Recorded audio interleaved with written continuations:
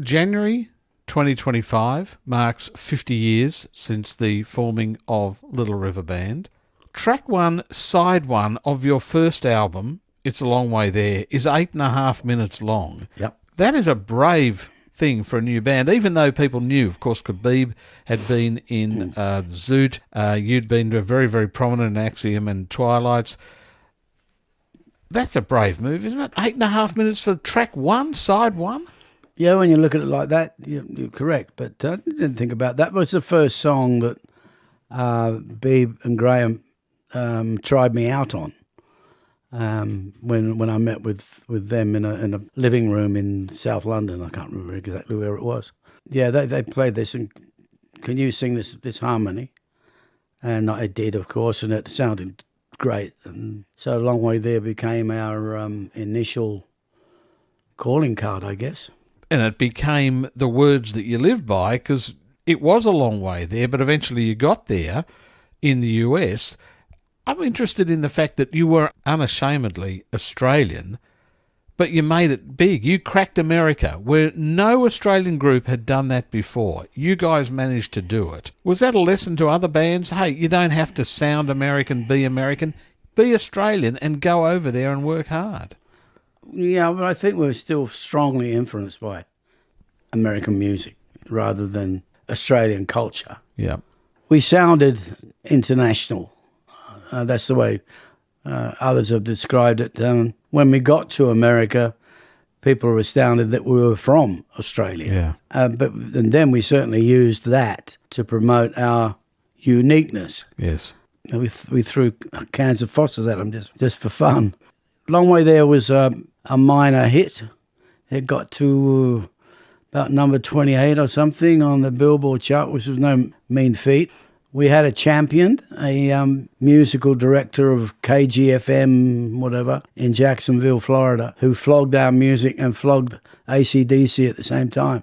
He had a penchant for Aussie music. And, we rode that. But as far as musically, I think we were very American influenced still. Because this was at a time where the West Coast sound is big, so Eagles, I suppose Doobie Brothers, Fleetwood Mac, that sort of sound, and you fit right into that. Yeah, that's right. From their debut album, that is the Little River Band, and It's a Long Way There. Most groups begin organically. They're friends that get together and sing, and this is what happened at the start. That's not the case with LRB. And do you think that was a problem in the end? There wasn't this organic growth of the group that, you know, you kind of, okay, we'll get you. Right now we've got a group. Yeah, that's right. Well, Axiom was like that, and so was Little River Band. But the Twilights weren't like that. We were friends, we were mates, we were brothers. And so I didn't have any real affinity with the guys in LRB to begin with. I did later on as I got to know them better. But initially I felt alienated a bit. But I heard what we did, and it sounded great. And we were doing very well. We got a record contract immediately because of our track records. Beeb with the Zoot, as you say. Graham Goble with Mississippi. And me with the Twilights and Axiom. So we were off and running pretty soon after we formed. I got back to Australia via Adelaide late 1974, the Christmas after the Cyclone Tracy. Graham Goble and I got together and started working on songs, just sort of sitting around playing guitars and trying out harmonies and things. And we'd made a pact to go to Melbourne and start looking around for players to form a band.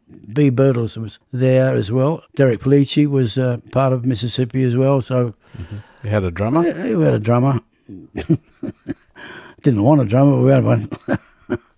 No, Derek's a very funny man. We had a good time together, he and I. Reading Johnny Farnham's book, he had the same sort of problems. What about the dynamics of a group that makes it work? Should it be a dictatorship? Because it seems with LRB... There wasn't. It was not a dictatorship. Usually it's the lead singer determines what happens. That is not what happened with LRB, with you or John Farnham when he was lead singer. Mm-hmm. How difficult was it to work with Beeb and with Graham, who they seemed to be the what they thought were the nucleus of the group? Yeah, they were craftsmen, shall we say. But they weren't instinctive musicians like I was. Yep. You know, I just used my natural talent. No one taught me what to do or told me what to do. I had been in bands that were very democratic, and LRB didn't feel very democratic. Beeb and Graham were dominant. They wanted it just so. Everything had to be perfect. What I've read about Graham, he would take a note almost of the notes and the words in a song and work out what percentage of that song you wrote, what percentage he wrote, what percentage somebody else wrote, and the royalties would be distributed in that precise, exact percentages. I don't think it was as much as that, but right. He certainly is more interested in the royalty. I call him, the other members of the band call him our royalty detective, and good on him. Yes, someone's got to do it. Yeah, and he's done it. He's still doing it. There's all sorts of royalties that come through that we didn't think about to begin with. I'm guilty of that. I'm pretty lazy in that respect. I'm probably a pretty lazy person anyway. I have a lazy gene. I'd rather do nothing than do something. Although Graham and Beeb wrote many of the hits for LRB, you suddenly became this songwriter by writing Help Is On Its Way. And how does somebody go from not writing songs to writing classics? I was writing songs already. I had Help Is On Its Way and a couple of other ideas when I first joined the band. I had some demos that I'd done in London. So it was part of the early repertoire. You were talking about the first album. Statue of Liberty was one. Emma was on it, yeah. So there's three. Yeah. So that's about how it was divided. That's Emma by the Little River Band, again from their first album. Tell me about Long Jumping Jeweler. That is one of the great songs. Was it based on a real person? Was it based on a real-life incident? How did you come up with Long Jumping Jeweler?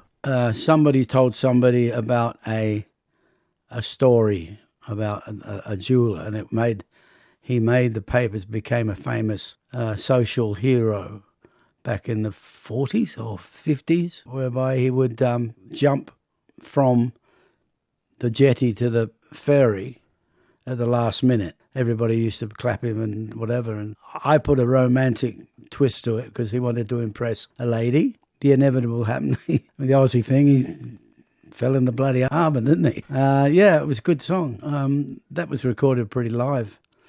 Wilbur Wilde's on that, playing saxophone.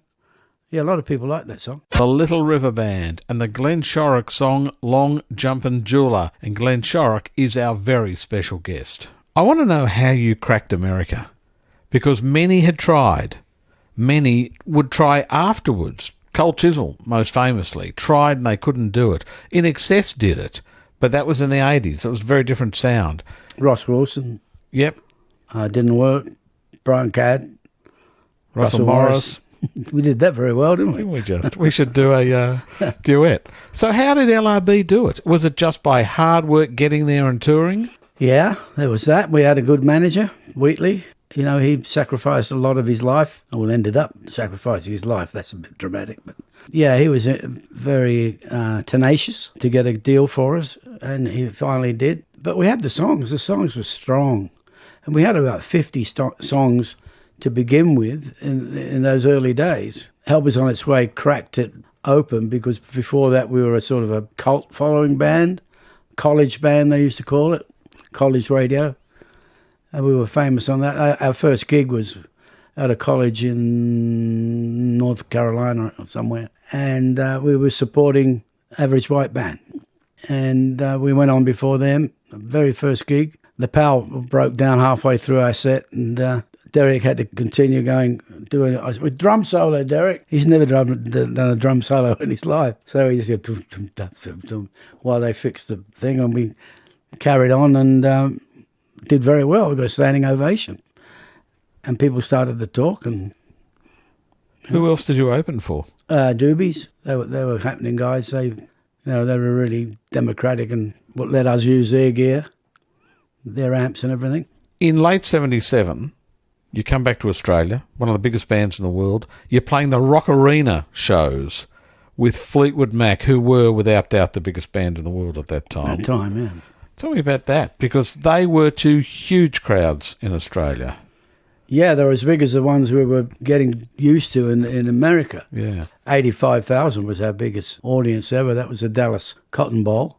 We were part of that style of show, and that style of show came to Australia. Headline Fleetwood Mac, Santana, Little River Band, Kevin Borich, 65,000 people at Calder Raceway, and The showground. showgrounds here. That was good fun.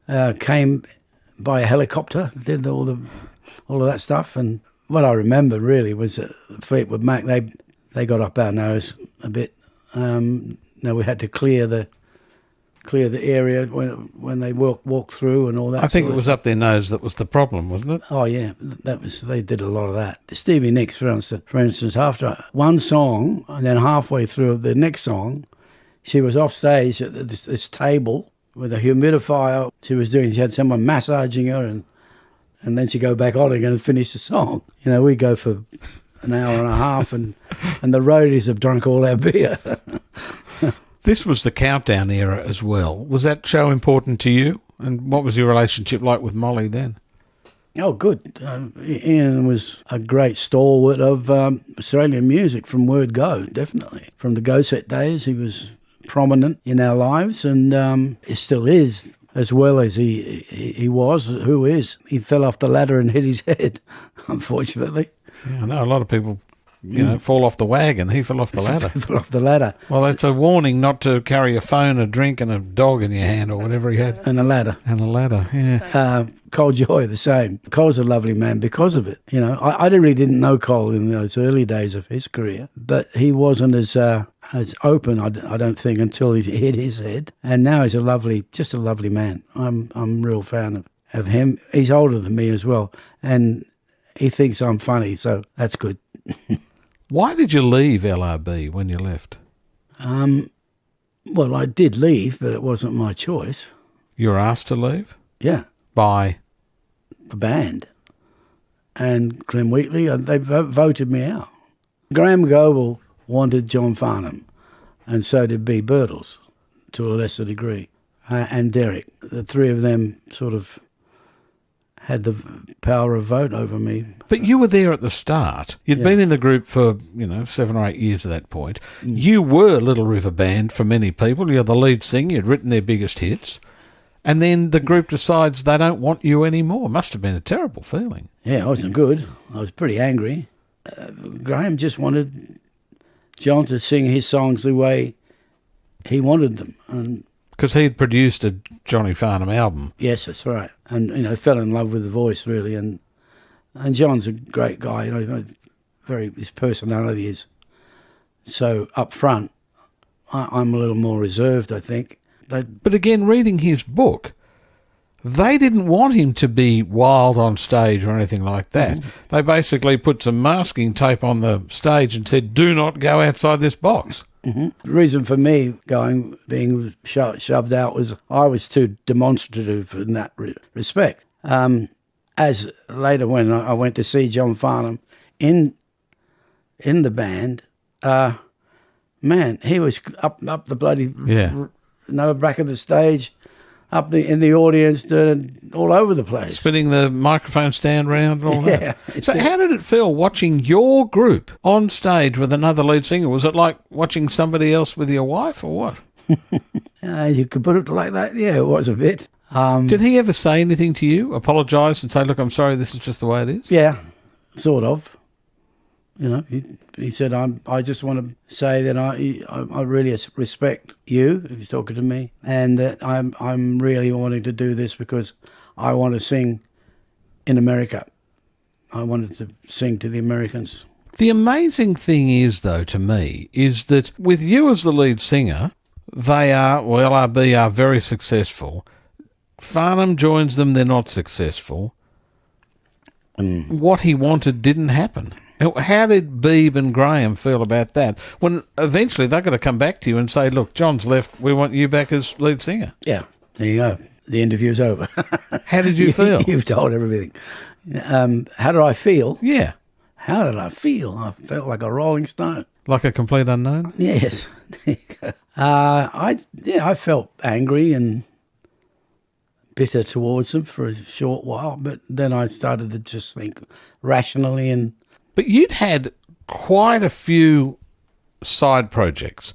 You'd been on the Paul Hogan Show. oh yeah, You co-hosted Breakfast on 2W with Ronnie Sparks, which I used to love listening to. I had a little a television show called something video something or other on the ABC. On the ABC. You did shows at Kinsella's Yeah, as well. yeah. Speaking of Terry Britton, who wrote What's Love Got to Do With It, you famously did Tina Turner as well. That was one of your party tricks, dressing up as Tina Turner. Yeah, he wrote songs for her. I dressed in I had to dress in her. You were the one of the performers of the opening night of the Sydney Entertainment Centre, now sadly torn down. That's funny. We were just talking about that on the way here. Because it's now no longer there. Yeah, I was just looking at it. There's two huge buildings where it used to be. That was a big night. What do you remember of it? I was really nervous. I stood out there in front of I don't know how many people, and one voice singing in the darkness. It was a Barry Manilow song. Yeah, that was an interesting night. Bert Newton came on in an elephant. Later, obviously, you're back with LRB after that. And then you leave again. And look, the LRB situation now is an absolute disgrace. We know that. There is an LRB tribute band touring America calling themselves LRB. No original members. One bloke that claims that he has the rights to the name. He won't even let you guys use it if you need to. He's still angry about that? Well, just frustrated. And I was booked to do a tour with a bunch of other guys who had been in bands, lead singers and whatever. And it just got too political, and we just said, oh, bugger it. We'll leave it alone. Yeah, it's very frustrating. I don't think I'll ever get to sing in front of an American audience again. I'm at an awful age of 80, and I'm not well. I'm very enthusiastic about what I do still, and my vitals are still good, but I have this Parkinson's disease. Can't stop singing Dear Prudence. Yeah, that's slowing me down a bit, and the drugs, they put me to sleep a bit.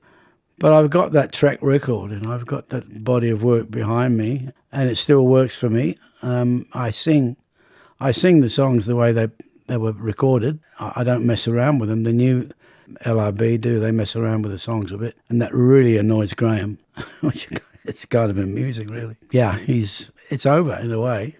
I don't think that'll ever happen again. Although there are still rumours around that, there are $1 million if you reform and all that sort of stuff. But hey, show me the money. It hasn't occurred yet. There are two other songs, though, I want to ask about where you did mess around with them a little bit. One is Paperback Writer, and the other one is When Will I Be Loved?